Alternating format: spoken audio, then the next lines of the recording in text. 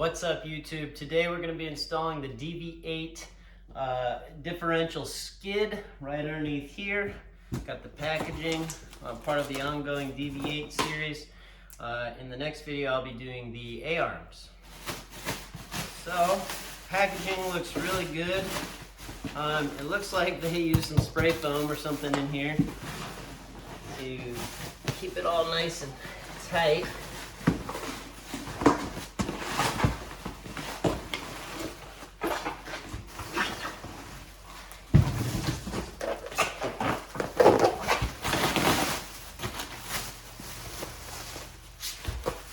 Looks like this could be quite messy.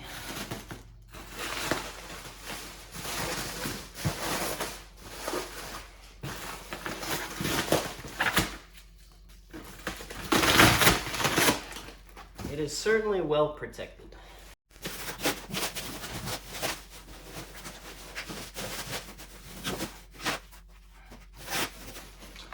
Got a little kit of hardware here to install alongside.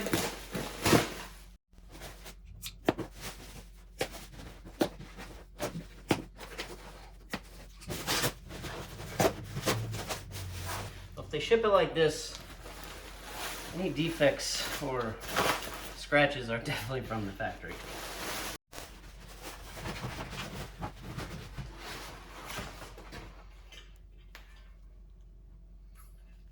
All right.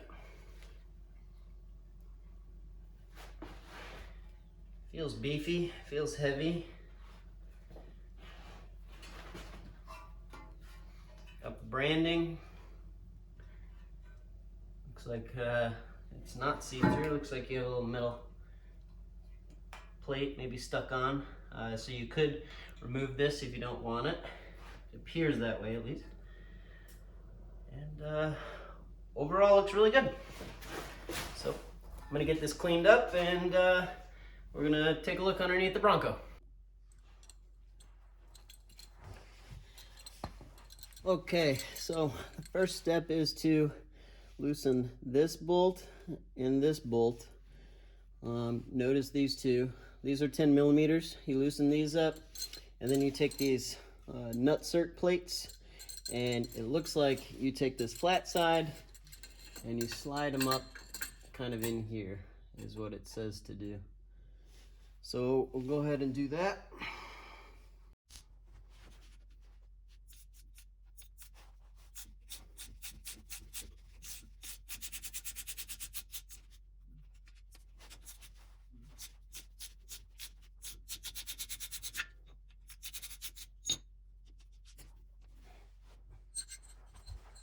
And then we're going to put that final Nutsert in.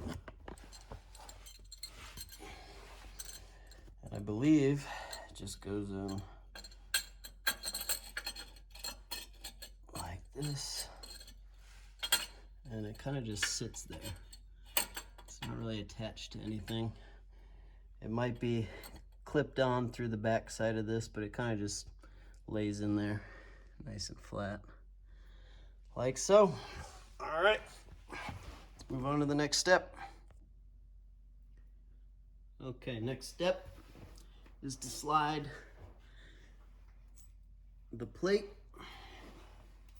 into place and secure it down with the M8 hardware, which is going to be a 13 millimeter socket. So I expect this to be quite a pain, as it's only me. This is where a helper would be nice. But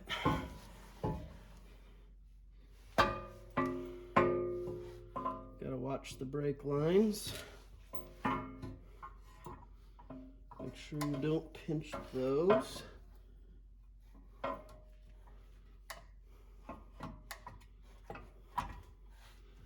And then once you get it somewhat into place, take your M8 hardware,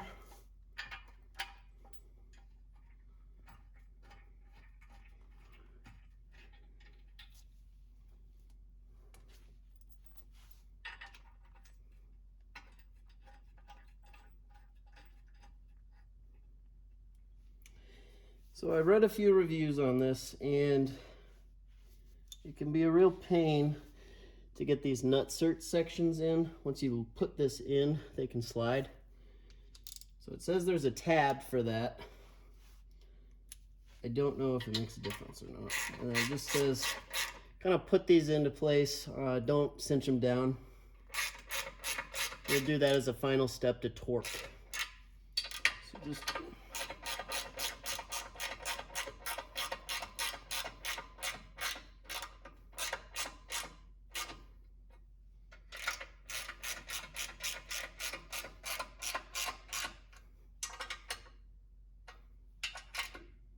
okay.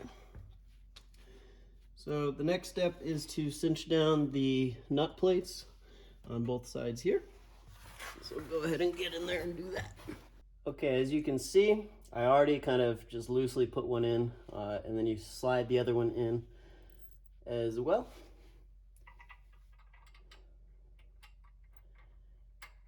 This one went really well on this side.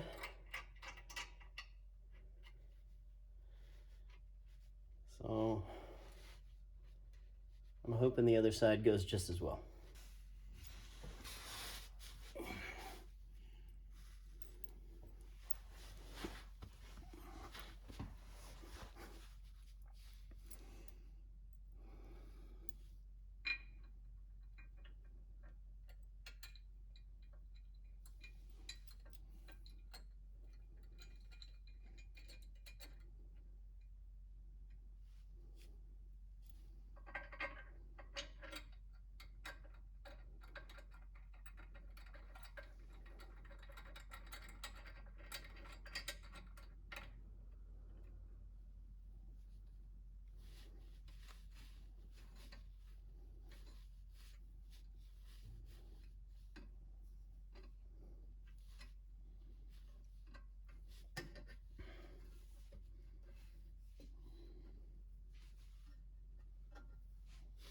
Okay, now that we have these installed, the later step is to tighten everything down. But we take these tabs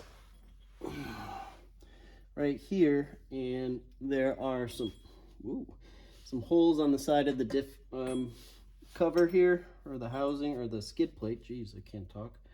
And you essentially cinch these down onto it. So I figure it's probably easier just to show once it's done and in, but this is the L bracket right here, and you just kind of cinch it down. That's a 10 millimeter. And then on this side, this is that other weird, let me get in position. That other weird L bracket that kind of goes underneath there. And again, that's a 10 millimeter. So you just kind of cinch those down, and then the rest is just tightening all the bolts that you put in before to spec. I believe the differential is going to be,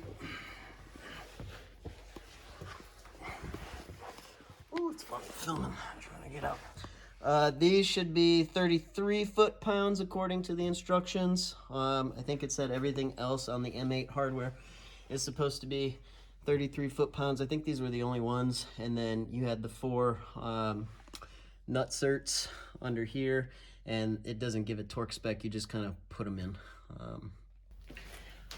All right, so that pretty much concludes or wraps up the install for the differential skid plate. There were a couple bolts left over. I have 4, 2 are longer than the other. My understanding is that is for if you have a factory sway bar, or the original sway bar bolts don't work, so you need these. So that's what those are for, if you have leftovers. And then a lot of people kind of debate, you know, a differential skid, is it absolutely necessary?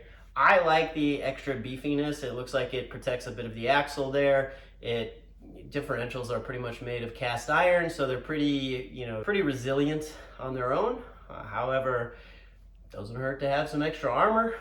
You know, people can debate, you know, if the heat transfer is an issue or anything like that. That's a pretty beefy skid plate. I would imagine it works just as good as a heat sink as well. So take that for what you will. Just want to make sure I'm protected when I go out on the trails. In my previous video for the shock skid plates, I mentioned that I was going to Colorado, so I'd rather be protected than pop a chunk off the diff or bend the axle, you know, and that, like I said, kind of protects it a little bit. You got a good view throughout the video of what it looks like once I slapped it up there and put those two differential bolts in. So we'll see how it works over time, and if I have any issues, I'll come back and post a review video on that, on what I think. One thing I forgot to mention is the time it takes to do this. This was extremely quick. I think the instructions say an hour and a half. I probably got it done in about 30 to 45 minutes. It's a very quick install, very easy. The instructions say 1 to 2 people. I'm just by myself. It was a little tough. The differential skid is heavy, so trying to slap it up in there is a bit difficult on your own, but you saw I kind of, you know, used my hips and pushed it up. You know, so take that for what you will. That's how I got it in there. Wasn't too difficult at all. But for now, thanks for watching. Please like and subscribe. It really helps the channel, and peace out.